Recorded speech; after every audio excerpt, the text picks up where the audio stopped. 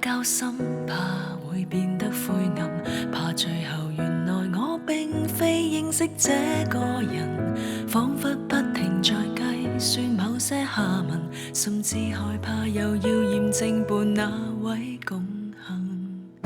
原來越怕關心，怕接到某種抖震，怕發現平淡中錯失太多的見聞，哪怕該要再獲得應允，都必須寬以待人，怎麼去啞忍？能閒聊其實不多，良朋為何生疏？甚至講不到半句，同樣是錯。然而沉默了，到最後誰共我慶賀？應否特意感謝那位不傷我？能投緣其實不多，如何重回當初？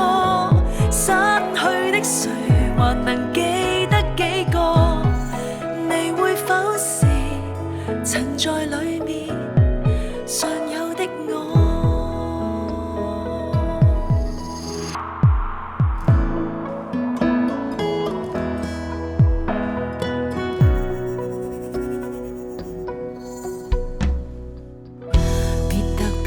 擔心我會有我的指引，當作是遊歷過互相擦肩的旅行，抹去所有最陌生足印，匆匆的幾百萬人，少不免分散。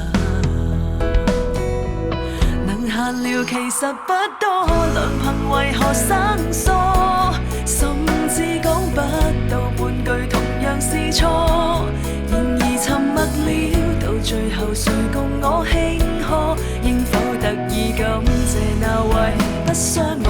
能投緣其實不多，如何重回當初？失去的誰還能記得幾個？你會否是曾在裡面尚有的我？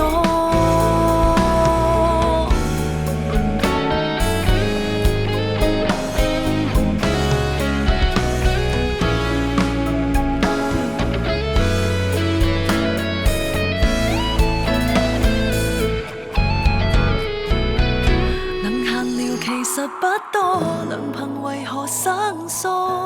甚至講不到半句，同樣是錯。然而沉默了，到最後誰共我慶賀？應否特意感謝那位不傷我？能投緣其實不多，如何重回當初？失去的誰還能記